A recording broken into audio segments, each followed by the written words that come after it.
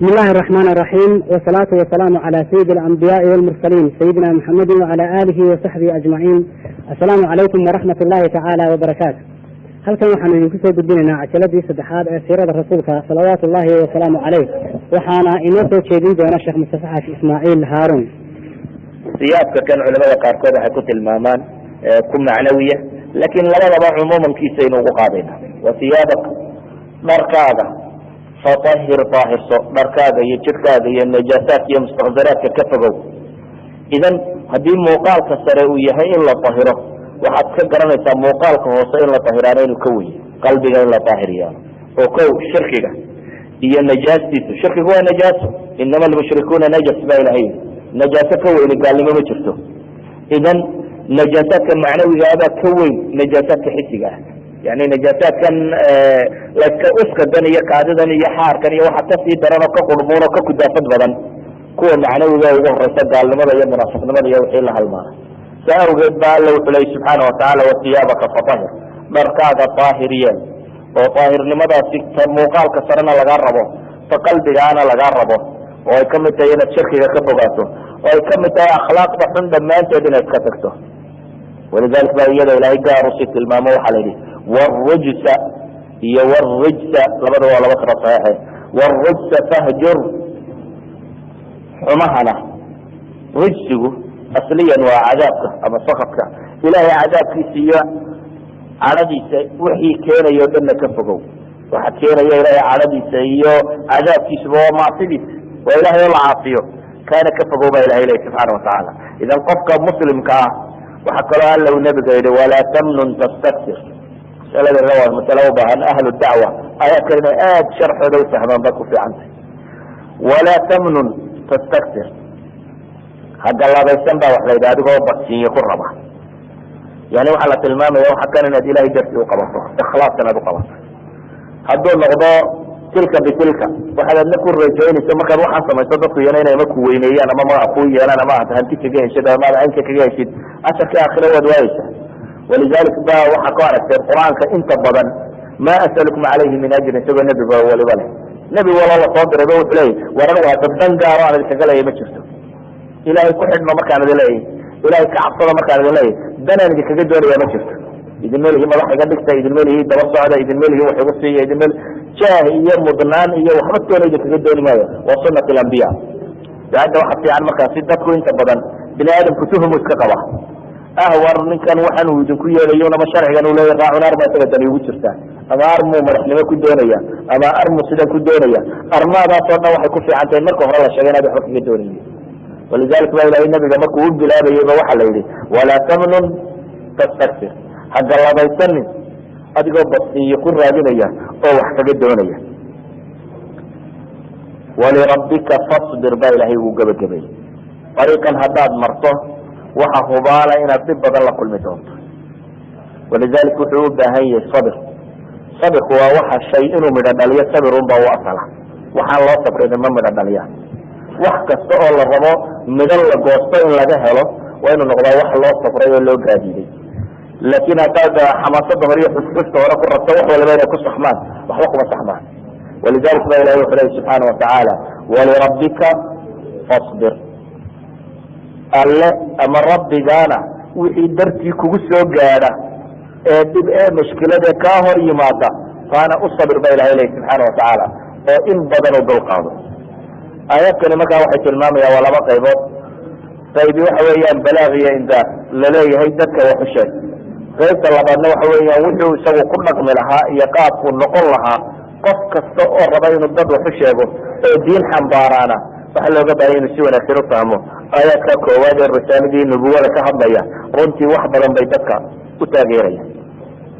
nabiga calayhi salaatu wasalaam aayaadkaas ayaa alla ku soo dejiyey. dabeetana noloshiisii waxaynu leenahay 20 sano in ka badan ama dhowr iyo 20 sanadood ayuu qaa'im ahaa oo aanu raaxaysan oo u taagnaa inuu alle subxaana watacaala diintiisa dadka ugu yeedho, oo dhibi ka soo gaadhay oo wax walo ka soo gaadhaba uu ogolaa inuu ugu dulqaato. waxay culamadu halkan tilmaamaan waxoogaa ay kaga waramayaan waxyiga iyo qaababkii uu nabiga calayhi salaatu wasalaam uu ugu soo degay. waxyigu saynu hore usoo sheegnay waxa ugu horeeyay qayb ah alru'ya saadiqa, in riyo dabeetana dhacdadaasi uu sideeda u arki jiray nabigu calayhi salaatu wasalaam intuu riyoodo ah. qaybta labaad waxay ahayd in uu malag qalbigiisa ku afuufo, oo waa kii nabigu xadiiska masalan saxiixa ku tilmaamayay ina ruuxu lqudus nafasa fii rawci anahu lan tamuuta nafsun xata tastakmila risqaha faاtaquu llaha waajmiluu fi طalb wla yaxmilanakum istibطaء الrisqi calى an taطlubuuhu bimacصiyati illah fainama cinda allah la yunaalu ila biطaacati. yani nabigu calayhi salaatu wasalaam wuxuu yihi ruuxu lquduska oo malakuljibriila wuxuu rawcayga ama qalbigayga wuxuu ku afuufay inaan nafina go'i doonin arsaaqdeeda ay dhamaysato mooyaane. arsaaq weligaa ka warwari, intii lagu khasiba adigoo dhamaystira mooyaane naftu kaa bixi mayso kuna weydaaran mayso. ee ilaahay ka cabsada buu nabigu yihi calayhi salaatu wasalaam, oo doonistana fiicnaysiiya. xaaraan iyo xalaal midkaad ku raadisaba intii ka badan mayso.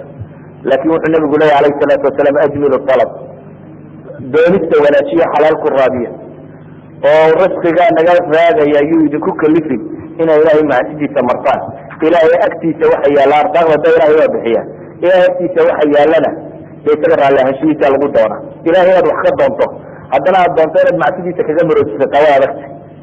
idan maadaama ay gacantiisin ku jirto oo cidda wax laga doonaya isaga un tahay, waxaa haboon inaad si fiican uga doonto oo si xalaala aada uga raadiso. idan xadiidkaasi wuxuu tilmaamaya nabigu leeyahay rawcayga ama qalbigayga ayaa uu malagu ku afuufay. waxaa kaloo qaab saddexaad oo nabigu waxyiga ula kulmi jiray ah inuu malagu ugu yimaado karajul isagoo ah oo si caadiya ula hadla, oo saxaabada ag joogtaana ay maqlaanba, sidii xadiidkii cumar macruufka wada garanaysaa lahaa nin maryacda agtiisa caynkaasoo soo galay dabeetana uu ag fadhiistay nabiga calayhi salaatu wasalaam oo wax weydiiyo uga jawaabo. markii dambe uu ka tegayna uu nabigu ku yidhi kaasi wuxuu ahaa jibriil oo diintiina idin baraya. oo xataa bacd saxaaba ay leeyihin dixyat ilkalbi saxaabigii la odhan jiray suuradiisa kale ku iman jirayba. qayb afraad baa jirta oo uu nabigu yihi calayhi salaatu wasalaam intay saxaabadu weydiiyeen sidii waxyigu kuugu yimaada, ayuu wuxuu yihi mila salsalat ljar, dawanka yeeristiisa oo kale mid oo dawaq kulula, waana nooca nabiga ugu adkaan jiray calayhi salaatu wasalaam. noocaas markuu waxyigu ugu imanayana xataa iyadoo qabow oo baraf ku dhacayo ayuu nabigu calayhi salaatu wasalaam dhididku dacaladiisa ay ka di'i jireen, oo hadduu awr fushay ratigu wuu cuslaan jiray oo wuu fadhiisan jiray dhulka. bale axad saxaaba zayd waa kii tilmaamayey maalin maalmaha kamid a iyadoo bawdada nebigu ay saarantahay bu ley yani adinka nebigu isagoo igu tiirsan ayaa waxyigu bilaabay inuu kusoo dega bu leeyay. adinkiisiibaa intuu igu cuslaaday ayaan xeji kara ilaa bawdada ay iga kala jabi gaadhay bu leeyay. adinkuba way kala jabi gaadhay, waana nooc ugu adkaa ee nabiga calayhi salaatu wasalaam marka waxyigu kusoo degayo. nooc shanaad baa jira uu ugu soo degi jiray oo ah inuu suuradiisii asalka ahayd uu ku arkaba. taasina iyado laba gooro qurun bay dhacday. nabiga calayhi salaatu wasalaam malakul jibriil suuradiisii asalka ahayd laba jeer un buu ku arkay, sida suuratu najmi ba ilahay kaga waramayo. laba jeer un buu kula kulmay. waxaa kamida bay yidhahdeen waxyiga siyaabuu nebigu kula kulmay in uu alla subxaana watacaala u waxyooday fawqa asamaawaati sabc. waa markii la dheelmiyey alisra walmicraajkii markii nabiga la dheelmiyey calayhi salaatu wasalaam ee malakul jibriil meel go-an uu ku hadhay wuu dhaafay nabigu calayhi salaatu wasalaam cinda sidrat lmuntaha wixii loogu soo waxyooday waajibaadka salaadu ay kamid ahayd iyona qaabka gedisan bay ahayd.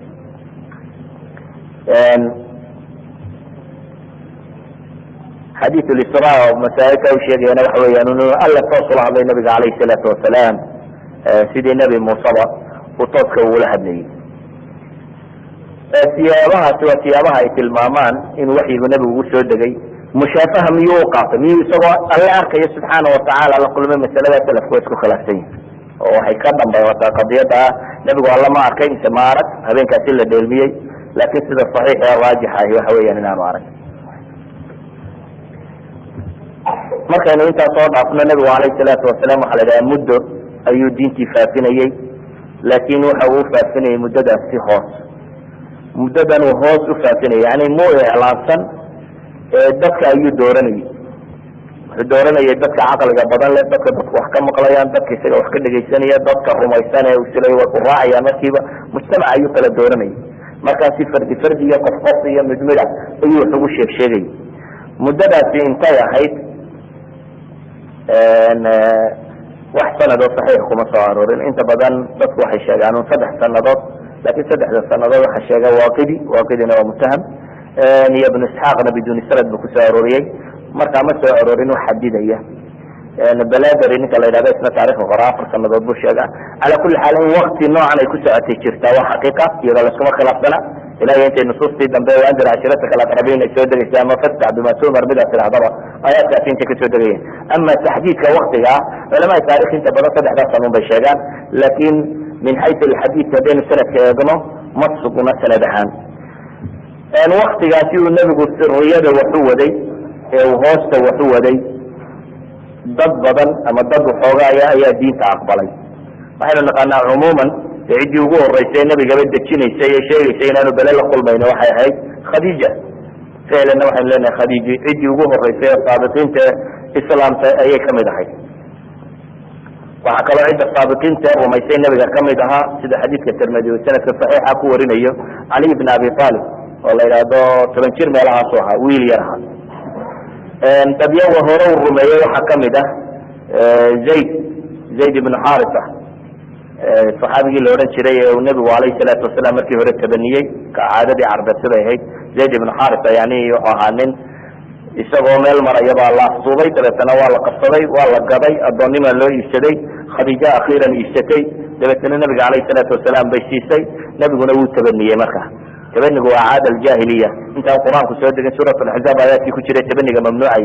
qofku intuu qof ilmo qaato inuu ula dhaqmo sidii ilmo uu dhalay oo looguma abtiriyo carabta caadada way iska lahayd. yani ilmo asliyan aanu dhalin ayuu korsanaya, haysanaya, ilmahaasaa uu qaadanayaaba, dabeetana waa loogu magac daray. waa kan gaaladu ilaa hadda isticmaashay adabshanka ay ku tilmaamaan fi shariica, laakin ma banaana.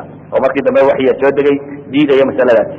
waa walaaladii la islaamnimo ku koriya, laakin qofna yaan aabihii laga dhafirin, ciddii dhashay unba dhashay. wiilkaasi oo nabiga alayhi salaatu wasalaam gurigiisa ciddii joogtaya isna wuu islaamay. waxaynu odhan karnaa cumuuman xaafadii nabiga alayhi salaatu wasalaam dadkii joogay waxay kamid ahaayeen dadkii ugu hor islaamay. hadduu yahay cali uu nebigu korinayey, hadduu yahay khadiijo xaaskiisiiya, hadduu yahay zayd ibnu xarisa oo ah ninkaasi uu nebigu tabaniyey. xataa waxaa la tilmaamaa baraka umu ayman islaantii la odhan jiray, oo iyana dee ahayd ba islaantii uu uga dhintay addoon aabihii uga dhintay oo haystay. islaan xabashiyada bay ahayd, islaan madow oo xabashiyada, laakin waxay ahayd dumarka ugu khayr badnaa mid kamid ah, kuwa dadku nebigu aadka u jeclaana way ku jirtay. saxaabadii waaweynaaye macruufka ahaana way ku jirtay. umu ayman islaanta la odhan jiray waana islaantii nebiga soo korisay ee soo xadaanaysay. yani may nuujin, laakin way xadaanadiisa ayay ka qayb qaadatay. waana usama islaantii dhashay, usamata bnu zayd. iyada lafteedu dadkaa hor islaamay bay ku jirtay. kharija baytihi markaynu eegnana dadka kale ciddii ugu hor islaamtay waa abubakr sidiq, saxaabiga la odhan jiray, oo ay markii horena saaxiib ahaayeen. waa dadkii ugu horeeyey ee islaama. yaa u hor islaamay marka la xadido, riwaayaat badan oo kala gegedisan baa soo aroora. siday isugu xigxigeenna riwaayaat kala gedisan baa soo aroora. walidalik bay culamada qaarkood waxay isku dayeen inay jamciyaan waxaasoo dhan ay ku jamciyaan fikrad odhanaysa dumarka khadiija ugu horeysay, caruurta yaryar cala ugu horeeyey, addoomaha dadkii ahaa zayd ba ugu horeeyey, raggii waaweynaaye mudakarkaana abubakar baa ugu horeeyey. waa marka nooc min jamc ay isku dayayaan in loo ururiyo. abubakar dadkan u horeeye islaamay inuu ahaa, ibnu kathir masala wuxuu ka istinbaado xadiidkii sheegayay maalintii intay saxaabadu abubakar iyo axad saxaaba baa murmay. waxaan rajaynayaaba inuu ahaa cumar bin khaaab. abubakar khayr allah siiyo, saxaabi weyn buu ahaa. saxaabadana dee muslimiintana nebi maxamed dabadi ninka u fadli badan buu ahaa, lakin nin aada kulul buu ahaa. markuu cadhoodo nin aad u sharaarad kulul ayuu ahaa. marka maalin bay isqabteen, cumar waxoogaa baa la yaro murmay. dabeetana abubakar oo yaro xanaagsan buu nebigu arkay alayhi salaatu wasalaam, wuxuu ka cadhooday in abubakar laga cadhaysiiyo. dabeetana wuxuu nebigu ku lahaa in allaha bacatanii ilaykum faqultum kadabt, waar ilaahay baa dad iyoikiin soo diray buu yihi. dabeetana waxay ku tidhahdeen bu yihi been baad sheegaysa, abubakarna waa runtaa bu yihi run baad sheegaysa, ii daaya buu lahaa abubakar. yani nebigu alayhi salaatu wasalaam abubakar si gaar ayuu ula dhaqmi jiray. walidalik bu saxaabado dhan lahaa abubakar marnaba gaadhaysaan iska dhaafa ninkan hala ii daayo. abibakar markaa waxay leenahay ragga uga hor islaamay buu kamid ahaa. kadib abibakar ayaa isna faaciyey oo islaamka dadka ugu yeedhayey. qofka muslimkaa dhaqanka lagu yaqaana waxa wixii khayra soo gaadha muslimiinta kalena ugu gaarsiiya. islaamku saasuu ku faafay. islaamka ma faafiyaan culama un, yani culamadu waa ahlulcilmigii, masaa'ilka cilmiga iyo wixii diinaya cilmigaa la weydiiya. laakin qof waliba uu garanayaan dadka ku yidhaha war laa ilaha illa allah dha alla ka boqayo ilahay caabud iyo macsida iska daa, qof aan garanayna ma jiro. idan qof kastaaba hadduu rabo inuu intan dadka gaarsiiyo waa gaarsiin karaa. bal in aad wada garanaysaan baa jirto, in badan oo aan garanayni jirto. haddaad rabtaan in salaada la barto, inta masaajidka joogta salaada saa loo tukado badiba waa taqaana. in badan aan aqoonba saa loo tukadaa jirta. intaa ducaad ba unoqon kari lahayd inaad salaada bartaan say utukadaan iyo ilahay say uga cabsadaan iyo.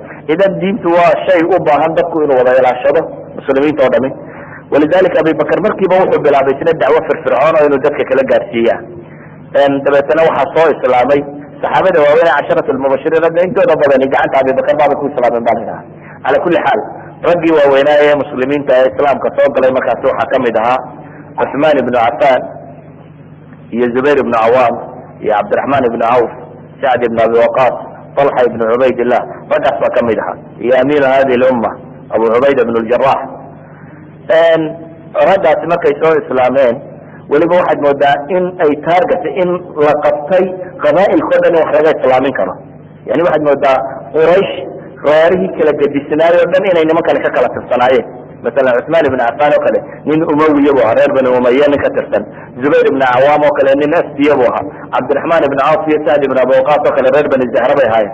طalxa ibn cubaydillahi oo kale nin taymiya bu ahaa. yani waxaad moodaa jilibadii ay qurayshi ka koobnayd oo dhan in la waajahay cid walba sidii cid looga soo heli lahaa, si dacwadu aanay unoqon mid reer gaara reeraha kalena yidhahda waa wixii reer hebel wateen oo ay iska fogeeyaan, reer gaara ku koobnaata ayuu reerahoo dhan si islaam ugu waajahay. dad badan baa markaasi islaamnimada kolba cidi soo gashay. dadyawga u hor islaamay waxaa kamid ahaa markaasi abu cubayda kamid ah, isagoona reer bani xaarisa. waxaa kamid ah abu salama ibn cabdilasad almakzumiy iyo haweenaydiisii umu salama saxaabayadii la odhan jiray. waxaa kamid ahaa alarqam ibn abilarqam almakzumi. waxaa kamid ahaa cuثmaan ibn madcuun oo jumaxi isna u dhashay. raggaas oo dhami cubaydata ibn alxaris ibn cabdilmualib ibn lmualib ibn cabdimunaaf. dad badan baa soo islaamay saxaabadooda. marka laga waramayo saabiquuna alawaliin ilaa 130 dad gaadhaya baa la tilmaama oo rag iyo dumarba isugu jira. laakiin kolley waa soo kala horhoreeyeen.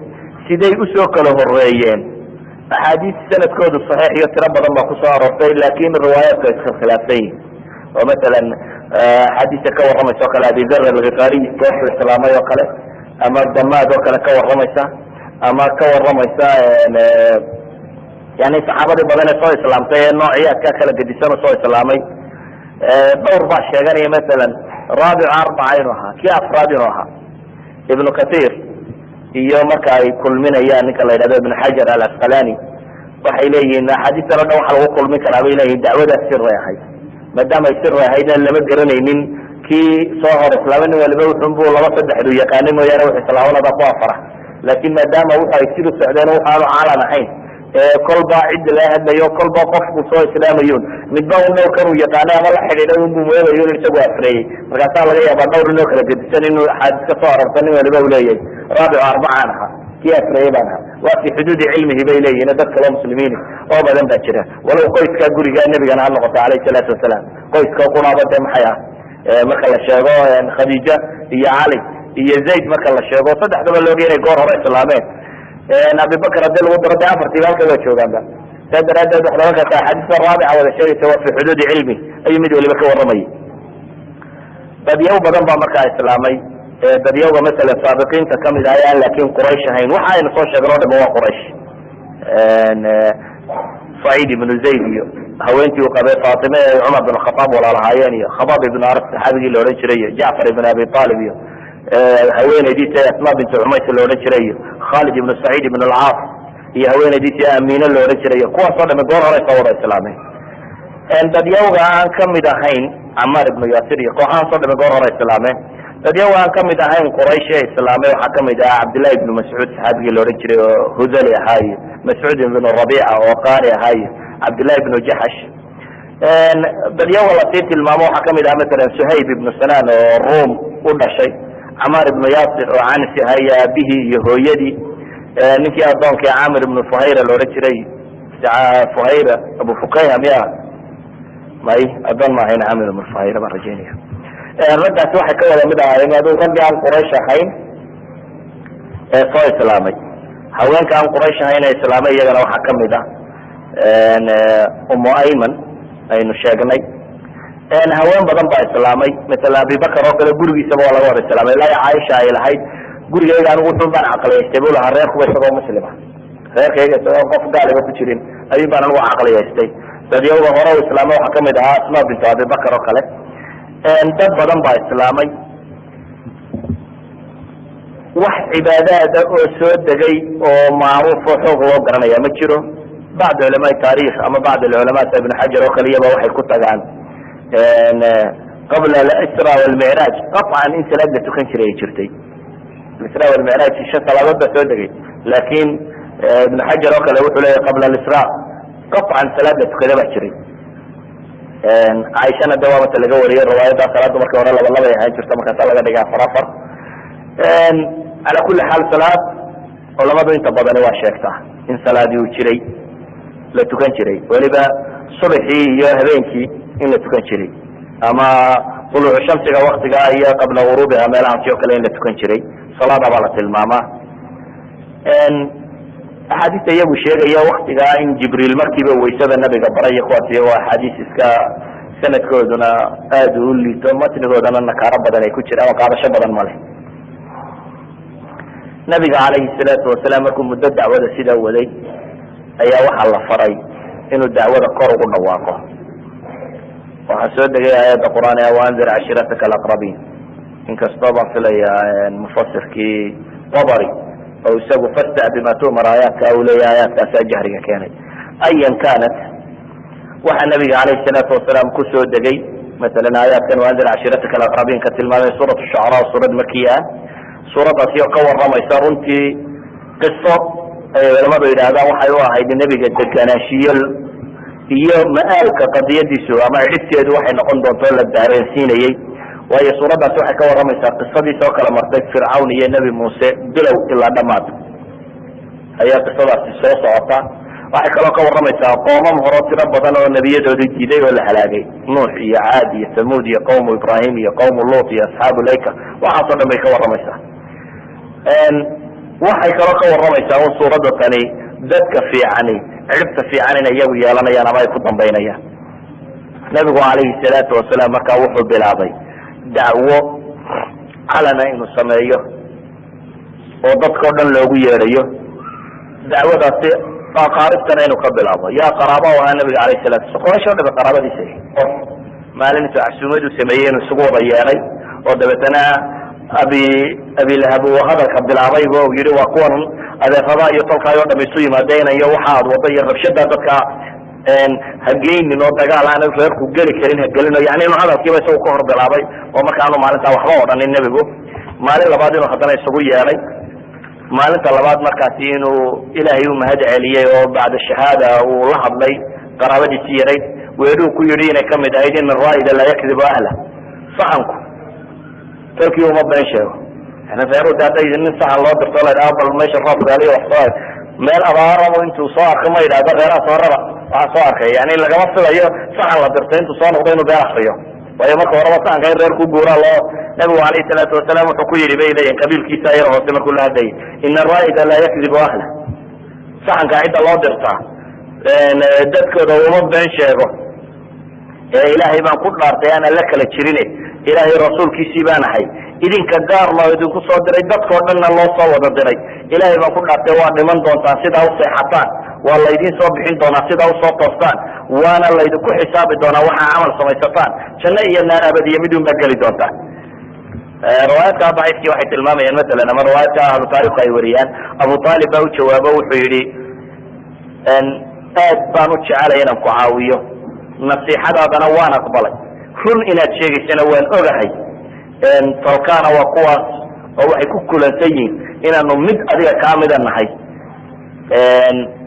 laakiin naftun baan yara jeclaysanayn buu yidhi cabdilmutalib diintiisa in laga weecdo naftun baan jeclaysanayn yani waa kuu gargaarayaa oo hiilkaad iga rabto waad iga helaysaa, laakin diintii reerkaan ka haysanaya anigu markay diin tahay halkii reerkaan joogaya, laakin inankii dee reer ka dhashay baase waad helaysaa gargaarkii waad iga helaysaa. abulahab ba hadlay ba yidhahdeen oo isaga yidhi hada wallahi sawa, waa ceeb waxaan aad wadaa aba aalib iyo maxamedo waxay isugu jiibinaysaa waa ceeb. abi aalib o reerka odagiisii baa tay inan kaa yara intaynu dagaal aynan qaadi karin aanu ina gelin maanta gacanta qabo. abi aalibna wuxuu ugu jawaabay bay dhaha wallahi lanamnacanahu ma bakayna, ilahay baa ku dhaartay waan waxbaan ka celin inta aan noolahay inaan cidi taabanaynin. calaa kuli xaal waxay tilmaamayaan ninkan tolnimadii iyo qabiilkiina inuu ugu hiiliyey, rabay inuu u gargaaro wiilkan iyo adeerka u yahay, laakin diin ahaan muu qaadanin. riwaayaatkaasi inta badan waa mashhuur fi taarikh, laakin culamaa alxadiid wax sanad fiican u sheegaya maan arag. ama xadiidka jabal safa isaga waa xadiis saxiixa. nabigu alayhi salaatu wasalaam waxaa la yidhaha aayaadkani markay kusoo degeen ayuu soo baxa, dabeetana wuxuu yimi buurtan yara safa la yidhahdo. safida iminka waa tan masaajidka gudihiisa labada qurood ee inta la dhex socdo, laakin berigii hore kacbada iyo dee safa daara iyo magaala udhexayn jirtayba, yani meel aan kala dursa buuro yaro markaa banaanka kaga yaabo kale ayaa u ekayd. meeshaa yar buu yimi nabigu alayhi salaatu wasalaam, dabeetana wuu qayliyey ya sabaxa, waa sabaxa buu ku qayliyey. weedhatani cinda alcarab waxay udhigantaa un hayayda soomaalida oo kale, waa qof wax arkay ama balaayo sharkay ama war dhiilale ama wax qof rabo inuu sheego, oo meesha intuu istaago marada lalo haya ay kasoo kaca yidhaahdo un warkii weeyaan, carabtu say u isticmaali jirtay. halkaasuu istaagay, dabeetana waa qayliyey. qurayshi markaa yeedhatan way ka yaabtay, war yaa qaylinaya waxa la arkay inuu maxamed yahay, dee beenna laguma baran, alamin sadiq baa loo yaqaan. war wax maanta ka dhawaajiyey ba la yidhi waa arrin khatar ee nagu yaacsiiya. dadkii oo dhan baa isu soo baxay ba la dhaha, dad aad u badan, qabiil aan cidi ka imani ma jirto. markii la ogaaday inuu nebi yani maxamed ba iyagu rumaysay inuu nebi maxamed yahay alayhi salaatu wasalaam, ayaa cid waliba timi, xataa abilahabkii mucaaradka ku ahaa baa yimi, meeshaysa soo taagay. markii la wada yimi ayuu qabiil qabiil u kala qaaday. ya bani fahr, fahr ibn ma yani waa quraysh, ayaa qabiil ahaan quraysh buu kasoo bilaabay markaa. waa reer bani faharo, reer banu cadayo, reer bani fulano, reer banu qabiilkii buu kala saarsaaray, haddana hoosu sii waday, reer banu cabdimunafow, reer banu cabdilmualibow, ilaa rawaadka qaarkood ay sheegeen inuu soo gaarsiiyey maxay xagga hoose faatima iyo cabaas iyo meelaha inuu sii gaaray si usii kala waday. wuxuu nabigu alayhi salaatu wasalaam ku yihi intuu u yeeray qabaa'ilkii oo dhan, ara'aytukum law akhbartukum ana khaylan bilwadi bisafxi hada aljabal turiidu an tugira calaykum akuntum musadiqiin. war may rumaysanaysaan haddaan idiin sheego war odhanaya buurtan dacalkeeda dambe fardaan kusoo arkayo ciidamo waa laydin gelaya, mayga rumaysan lahayde. yani wuxuu rabaa inuu u tilmaamo marka hore khabarkiisa siday u arkayaan, warkuu sheego war aydan ogeyn oo ah buurtaasi waxa ka dambeeya aydan arkaynin, haddaan ka waramo oo sheegay in col soo socdo laydin gelayo, warkaa ma iga qaadanaysaan oo ma rumaysanaysaan? waxay idhahdeen nacam, ma jarabna calayka kadiban, saanan kuu rumaysan ba yidhah, anaga weligaaba wax been la yidhahda kugu arag, ma jarabna calayka ilaa sidqa, run waxaan ahayn kuguma naqaano, markaa saanan kuu rumaysan. waa sawti ah, waxay culimadu inta badan ka warrabaan, yani asxaabi dacwa wax fiican bay idhahdaan sawti ah inay u sameeyaan. ta kale qofka hadalkiisa waxa la aqbali og yahay marka siqa lagu qabo. yani masalan tusaale iska fudud, cid manzilatu shaykhuka dadku ay u rumaysan yihin, cid ay sheekhnimo u rumaysan yihin hadduu war sheego dadku markiiba waa wada qaadanaya. yani masalan tusaale iska fudud, cid manzilatu shaykhuka dadku ay u rumaysan yihin, cid ay sheekhnimo u rumaysan yihin hadduu war sheego dadku markiiba waa wada qaadanaya. nin dhalinyaro xataa haba cilmi badnaade hadduu intuu soo fadhiisto war akriyo, wallahi nin dhalinyaro midkaa sheegaya in la yidhahdo mooyaane waxaad moodaa dadka inay hore uga daadegen, waayo weli kalsoonidii ahaa ninkan inuu sheekh yahay ayaan dadku in badan mala qaadanin. saa daraadeed waa laga yaabaa in runba ha ahaatee wuxuu sheegayay in laga soo yaro ururado. marka siqadu kalsoonida in qofka lagu qabo wax sheegaya wax weyn bay ka tahay. sida awgeed ayuu nabigu alayhi salaatu wasalaam awalan kalsoonidoodu dhistay oo wuxuu leeyahy war may rumaysanaysaan haddaan halka idiin sheego bal saan idinku ah eegtiina. waxay sheegeen markaa inay ku kalsoonyiin oo aqbalayaan akhbaartiisa. wuxuu ku yidhi markaasi fa inii nadiirun lakum bayna yadaya cadaabin shadiid, haddaba waxa aan idinka digaya oo aan ka digaya cadaab kulul baan idinka digaya idinka horeysa oo idinka dambaysa. weedhatan markuu yidhi oo saan ugu dhawaaqay oo weliba midmid u kala qaaday cidi dheg badan uma taagin bale uu ku sii waday baa la yidhahdaa wuxuu tilmaamay war qurayshay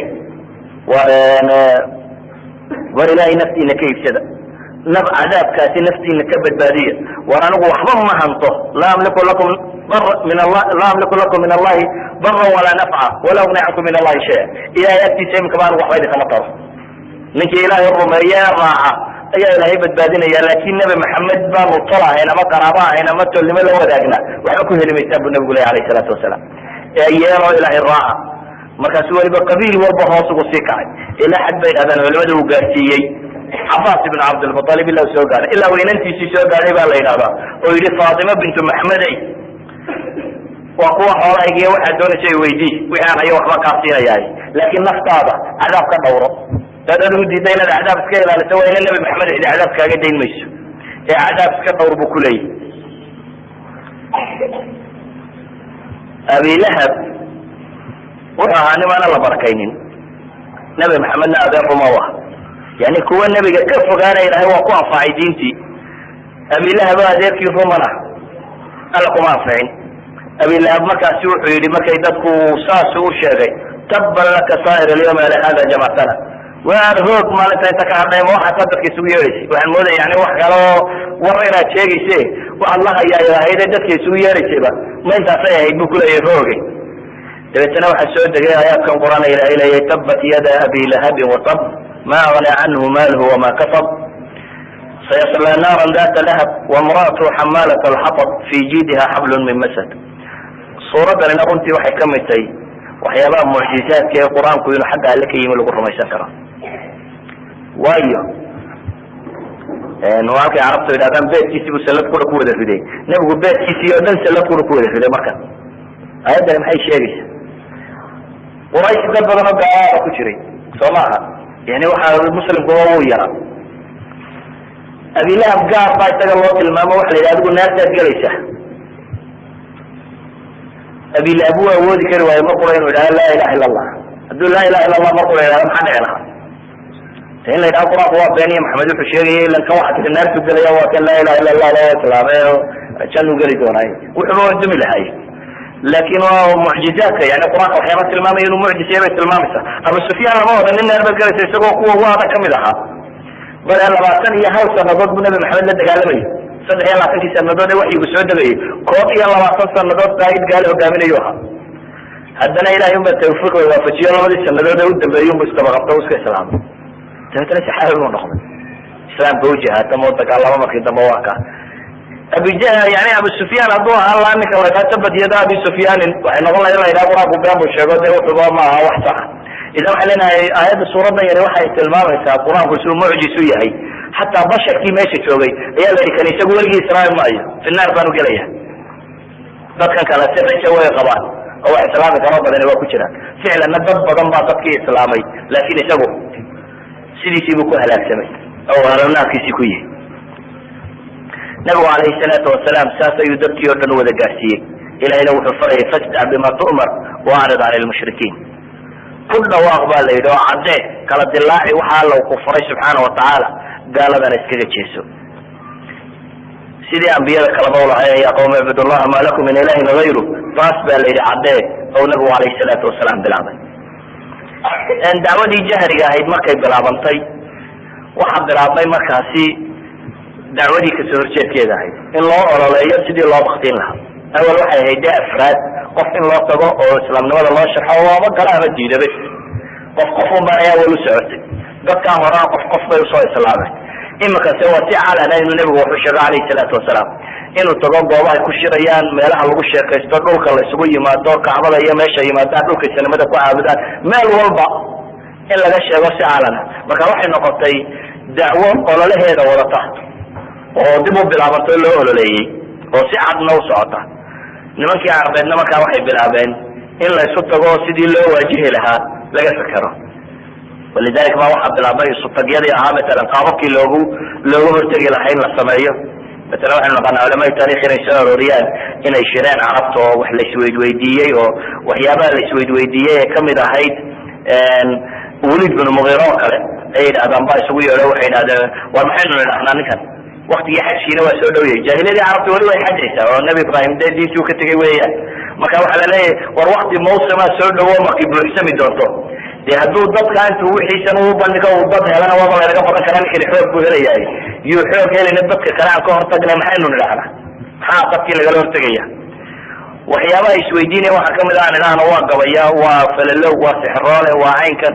waa kuwa culamaa siira sheegay inuu mid kasta Walid bin Mughira diidanay oo lahaa ma jirto kana maaha hadalkiisana hadalkani hadal kayn waana qana warkiyo sixroole iyo falalow warkii maaha ninkani nin waalan maaha sixroole iyo warkii maana qana gabaya waana qana iyo gabayada sida badaha gabaygo dhan la tiriyo dhan waana qana mid kasto bad gabay waan garanaya waxaan wadaa bad gabay ma aakhirkii bay dhaaday bal way aad maxaanu dhahna waxay sheegeen oo markuu radiyay ayay isaga yiraahdeen bal way aad u tala kala qaba maxaan dhahna wax kala garan maayo baa waxa ugu dhadhow inaynu dhahno maxay waxaan waasic ku baa la qaatay xaqiisa inaynu marno dhahna kala waasic roole waana suuratul mudaththir qaybaheedan dambe sababtii ku soo degayay culimadu sheegaan إنه فكر وقدر فقتل كيف قدر ثم قتل كيف قدر ثم نظر ثم عبس وبصر ثم أدبر واستكبر فقال إن هذا إلا سحر يؤثر إن هذا إلا قول البشر وعلى الأول أنت قاعدين أيادك اللي سكر بمكان على ذلك مكان لا يصاب له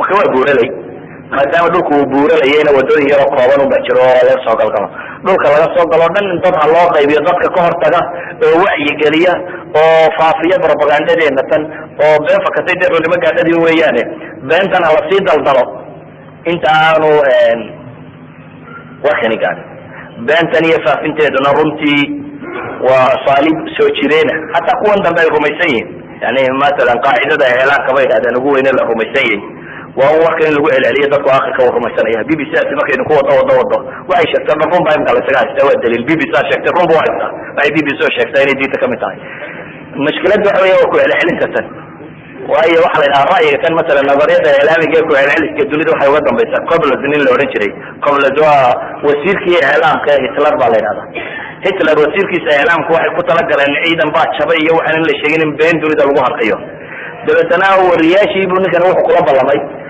لما دام الدولة الناس ديو رجع هذا اسكو حران بانت الشيء لكن هو العلية تذكر رميسان يانونه مجرد بو نجا تامر روح كل بحين كل علالية وكان على قاعدة إعلامية تذكر حيوب بعين لون وقت لو قول علالية أخيرا واسك قاضنية أدي لو قول لو علالية نكا سوى إرهابي وإرهابي تذكر من إرهابي هو قاضنية ومجرد لون وقت سير النهضة قول لو علالية النهضة واحد قاطع إنه كان عربادين ما لها سيور تنتقان بين تعطيل الأساسية لغة الرئيسية إن علماء التاريخ باسدة وسورية لكن الفعل كان مثلا أبو لهب وقال وحلا إلى بكي تك دبس علي مسند الإمام أحمد ساقور وكرين وكم إذا هاي سووا رجي بحيي بلا يسوي النبي يتبقى الشريبة سووا العدارية البداية إذا كون ورك كلام وقبائل كان يوحنا من يقص فاسية حتى ما كان سوي معه السجن أنا يجي يوم السجن درس عليها ما كمان على أنتوا النبي تبقى أي النبي يقول تجي منازل شدك يتجي سوق يدي تكوي كلا تجي عقادية مجنة ذي المجاسي وماله مكا عرفت يدي ترتي مكا لسوي ما تحت كميلا للدجا حاجات هي ميلان مكا سومر سوق بقى مشتربها يا وحي دولي ده للدجا كرا دم بالوك اللي يفسده وحكلا هجر ما قبائل عربية سوق فعنان ولا سوق دكتور قبيل ولبا قبياجي سياف كان كي سكين شرا ما خد بس كتيرين شري أما قبل يخرج شري وقبياجي سياف شري مكا لا والله قبيل كدير غير بالقبياجي والله طبعا يخير مايو meel adabku la isku soo bandhiga way ahayd markuu nabigu daba socdo ee uu reer meel tagan u yimaado bay dhahday ilaahay ka cabsada wariyaa waxiga dhicinaya ilaahay diintiisa dad gaarsiiya oo ilaahay baa daba taagan oo leh ana adeerkii iyo wiilkan yar waxba dhageysanin waa wiil yar bidcoolo diinta ka baxay buu yiraahdaa saabi bay ku sheegi jireen saabi waa qofkii diin hore ka baxay diinta magala yani waa wiil yar bidcoolo oo ka tagay ana adeerkii waxba ka dhageysanin buu la daba taagan أساليب بدل بيادك سدى رنتي أساليب كثير دعوة لجوهر تجي وقت يسوع حكم لها إن لغو تشاسة لغو عيايرو استهزاء لو موتيو لغو قصقص لما هو لكن ده كان ما قفوا على ربي قف كهدي مجتمع عن بني وما ماشي صوب المجتمع دي لغو قص لغو بقول وضع على متأخر يعني قفوا على ما كان هذا كارثة dadka xataa waalan dadka waa aragteen sidoo marka hore iska bayaan yaramiya kalaas rabo waalan bay caruurta iyo dadka iyo dawad buuqana markaas ka sii wadariga adiga meel qaba hadii ku ugu taxawado waalan sarti waxay isku dayeen markaa in loo sameeyo dacaayada sana ilaa xad in suuqa laga saari karo.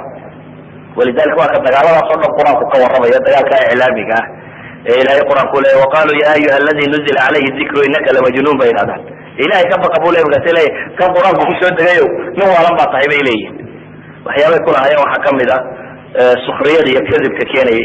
wacajibu an jaahum mundiru minhum waqala alkafiruna hada saaxirun kadab. waxay la yaabeen ba ilahay yidhi mid digaya inuu u yimaado, markaasay gaaladu waxay yidhahdeen waa sixroole beenaala ah ayay yidhahdeen. waxaa kasii dana sida isha loogu mudayo loogu xaqiray, yani hadalka marmar baa ficilka iyo hamziga iyo ilkumudka iyo carabka uu kasii falxun yihi. walidalika ba ilahay wuxuu leey wain yakaadu aladiina kafaruu layuzliquunaka biabsaarihim.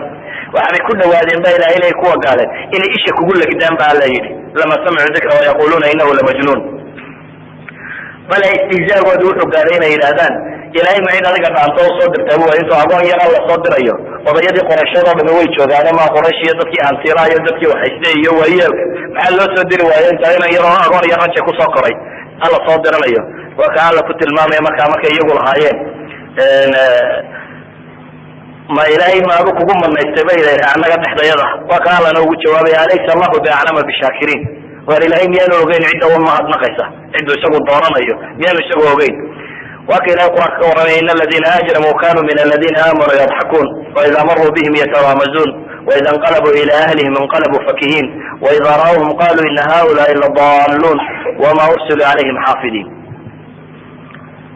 jeesjeeskan iyo cayaartan iyo kuqosalkan iyo buuqan iyo waxani waxay gaadheen dee xad qofka caadiga waxaynu dhan waa la waali karaa. walidalika ba ilahay qur-aanka wuxuu alla ku leeyahy nabiga isagoo tilmaamaya mashaaladan dhibta ay ku hayso walaqad naclamu anaka yadiiqu sadruka bima yaquluun ba ilahay yidhi.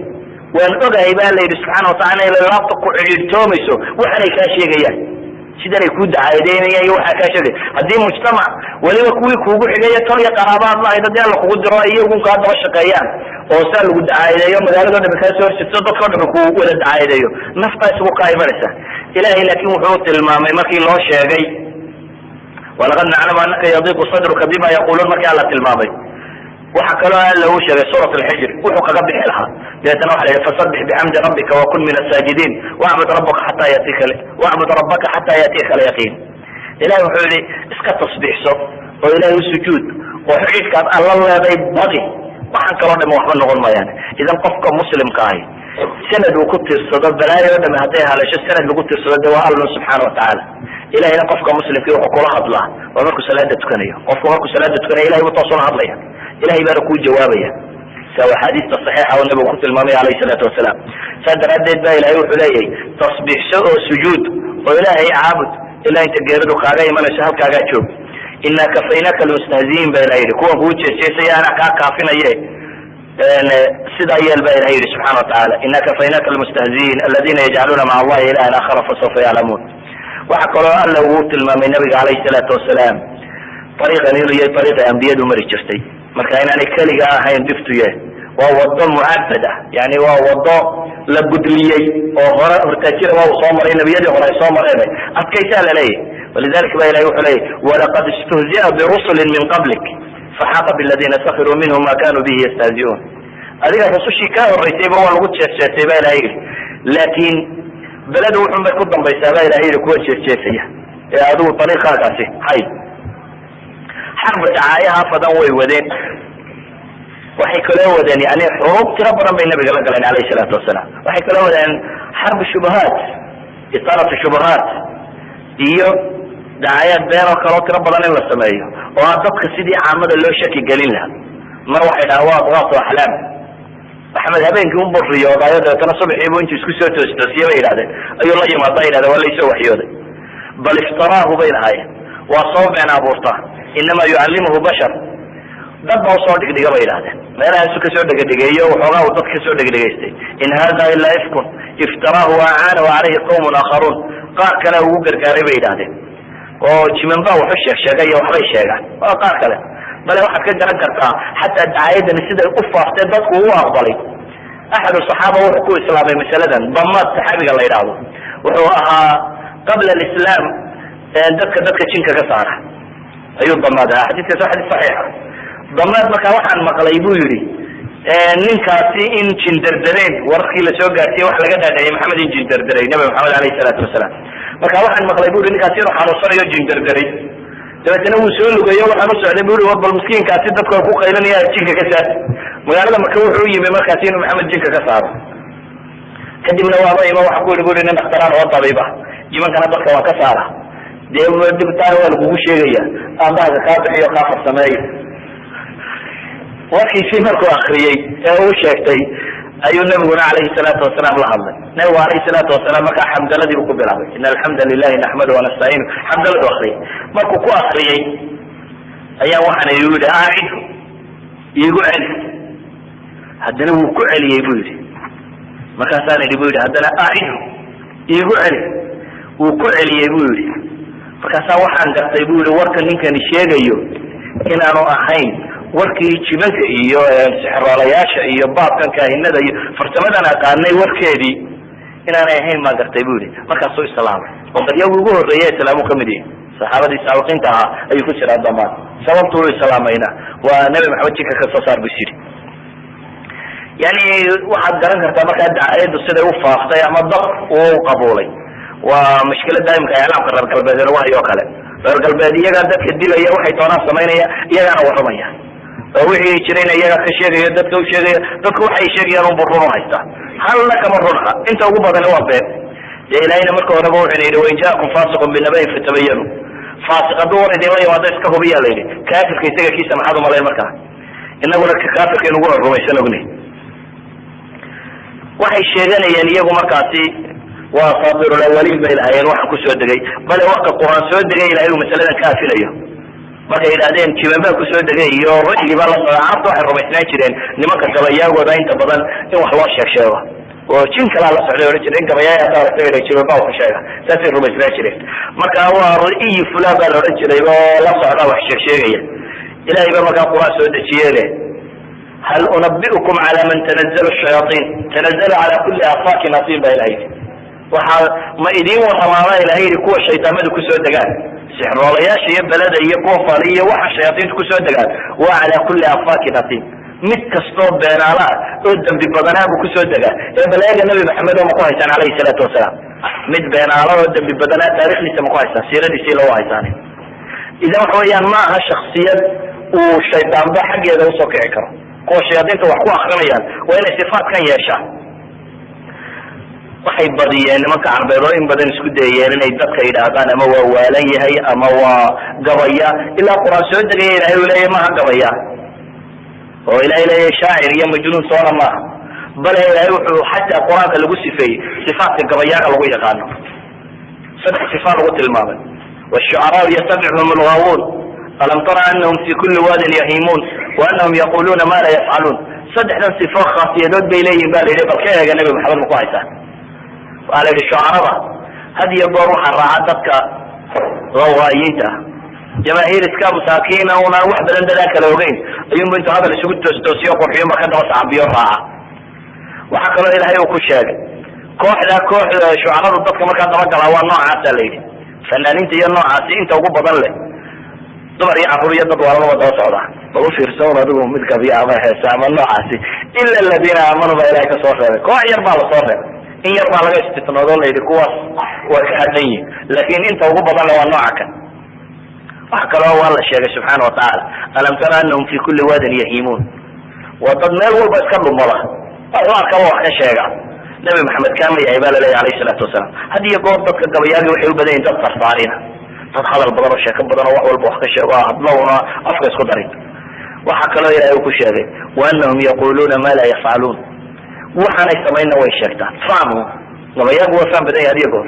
هدول غير كود أمانة غير كود بعلدي تذكر دن عيب وكدجيا هدول سوي أمانة يعني إن خطر بس كدجيا وحنا الصمينا ترفضا أيو شيكتا إلهي ما كانوا يقولون أنهم يقولون ما لا يفعلون وحنا الصمينا ترفضا أنه شيكتا نبي محمد هي صفات كويسة بين عليه يعني ما صفات كانوا لغما هي صفات ولكن بلغها هي قرآن قرآن بدن أيو حل عليه وحي شبهات سوء روريين والرديك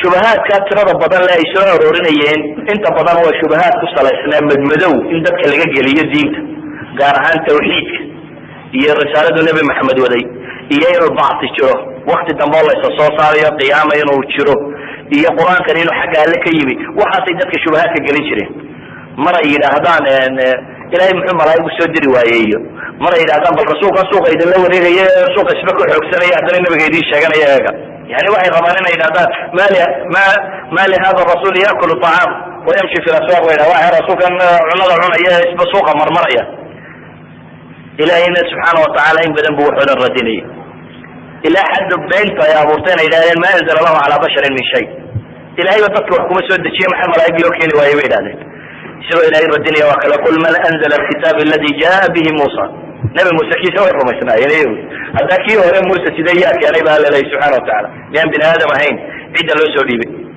waxa alla subxaana watacaala ku tilmaamaya muuse ba inuu rasuul ahaa nabi maxamedna inuu rasuul yahay oo lamid yahay mar waxay lahaayeen anaba bini aadam kula mid maanu rasuulla noqono ilahayna waa kau tilmaamaya allahu yaclamu xaytu yajcalu risaalata ilahay isagaa og ciduu dooranaya uu rasuul ka dhigayo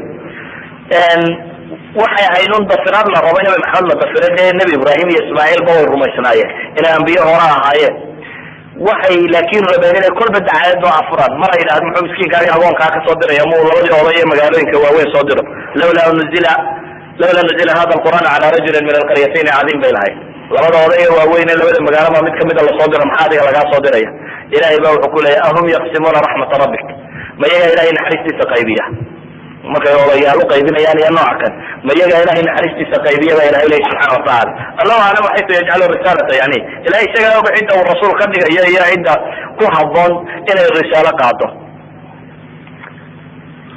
marar kale marka ilahay qur-aanka inoogu tilmaamaya inay lahaayeen waa maxay rasuulkan suuqa joogay oo xoogsanaya caynkani ma ilaahay ama rasuul soo diro ama hadduu rasuulku xagga alle ka socdo boqoraduba ninka ay soo dirayaan cid u dirayaan xaashiyo dhan baa la raacaya yani madaxweynuhu markuu midisa soo dirayo wasiire waxoogaa askar iyo dad la socda iyo waxoogaa lacagay waxba lasoo raacaya muu qof muuqda noqda bay leeyihin hadduu rasuul lasoo diray uu yahay waa ka ilaahay ku tilmaamaya inay yidhahdeen lawlaa unzila ilayhi malak فيكون معه نذيرا أو يلقى إليه كنز أو تكون له جنة يأكل منها وقال الظالمون إن تتبعون إلا رجلا مسحورا بينه إلا سحرا وعلنون إياك بصعطان لكن وحاسد إليه بالرديه سبحانه وتعالى وحيانا كهر جيني وحكم دين الدعايات كفرانا إن أنا آخر الشرين أئذا متنا وكنا ترابا وعظامنا إنا لمبعوثون أو آباؤنا الأولون ama dalika rajcun baciid meel kale ku tilmaamaya waxaasoo dhanna ilahay baa wada radiyay subxaana watacaala oo u tilmaamay bacsu bacda almowt waxaa loogu talagalay dee dadku xumahan ay dunida ka samaynayaan tirada badan leh iyo hadhow inay sidaa lagu wada sinaado qof waliba mar intuu dhinto un de waa xukum isku wada mid ah kii kunka dilay iyo kii aan waxba dilin geeridu way wada haleelaysaa idan maxaa lanaga tilmaaminay siradii nabiga calayhi salaatu wasalaam iyo xilligii dacwadu caalamka ay noqotay ama kor loo qaaday oo ay ka baxday dadkii hoos loogu sheegayey iyo muwaajahadii ama kahorimaatinkii ay kala hor yimaadeen nimanka quraysheed oo ku saabsanaa siyaabo kala gedisan aynu soo tilmaamnay markaasi inuu kamid ahaa jees iyo kucayaayar ay ku cayaaraan beenin iyo qosol lagu qoslo shubahaad la soo arooriyo iyo mugdi la geliyo oo la isku dayo in diinta dadka mugdi laga geliyo waxyaabaha adeegsadeen waxaa kamid ahaa markaa iyagoo isku dayayey inay u diidaan dadku inuu qur-aanka dhagaysto waayo qur-aanka oo ilaahay hadalkiisiiyo subxaana watacaala cid garanaysa afkan uu kusoo dayay hadday dhagaysato wax shaka la-aan inuu raad weyn ku reebayo waayo de waa kitaabu hidaaya waa kitaabkaa loogu talagalay subxaana watacaala inay dadkani ku hanuunaan waxay arkeen markaa qur-aanku raadka badan uu kuleeyahay mujtamaca iyo sida uu raadaynayo sidaa awgeed waxay door bideen in ay isku dayaan inay dadka u diidaan inay dhegaystaan oo dadkooda wax magaratayga iyo meelahaasi o dhanta la ururiyo haddii la arkaba nabiga calayhi salaatu wasalaam oo qur-aan akrinaya in lagu buuqo oo qaacida ay qaateen ah haddii uu isagu hadla idina ka dhacaan hadla un bas cidi kalama hadlimayso waxba waa lasi kala tegaya waxba la dhegaysan maayo markaa marka ilaahay subxaana watacaala qur-aan ku tilmaamaya leh waqala aladiina kafaruu laa tasmacuu lihada alqur'an walgaw fihi lacalakum taglibuun. ilahay ba wuxuu leeyahy subxaana watacaala kuwii gaaloobeyba waxay idhahdeen qur-aankana dhegaysanina ee walgaw fiihi ku buuqa ku qayliya un. hadday sidaasi dhacdo lacalakum taglibuun, waxaa laga yaabaa lacalakum taglibuun inaad ka guulaysataan ayay u badan tahay. bale ahlu sirku waxaabay soo wariyaan ragga badna inay intay qabteen xiiro meelahaas ninkii nabar bin xaarta la odhan jiray inuu warku tiro kuteena soo ururiyey oo meeshii uu nabigu fadhiisto alayhi salaatu wasalaam isna wax ka sheegay isna yidhahdaana sheekooyin kala fiican baan hayaa oo boqoradii beershiye iyo waxoodii shaka xariftoodii oo dhan intuu soo ururiyey ayuu yidhahda anigii maxamed kaayagee baa sheeka fiican. waana ka ilaahay ku tilmaamaya bay mufasiriintu tilmaamaan wa min annaasi man yashtari lahwa alxadiidi liyudila can sabiili illah. cala kulli xaal waxaasoo dhame waxay ahaayeen nooc la isugu dayay in looga hor yimaado diinta oo loo diido, oo ka ugu yari uu yahay in la buuqo oo la qayliyo oo loo diido dadku inay diinta dhegaystaan. waxaa kaloo bilaabmay isaguna nooc cadaadisa idihaad, in la cadaadiyo oo haddii wararkan badan ee waxba ay tari waayaan ficlan in gacanta laysula tago.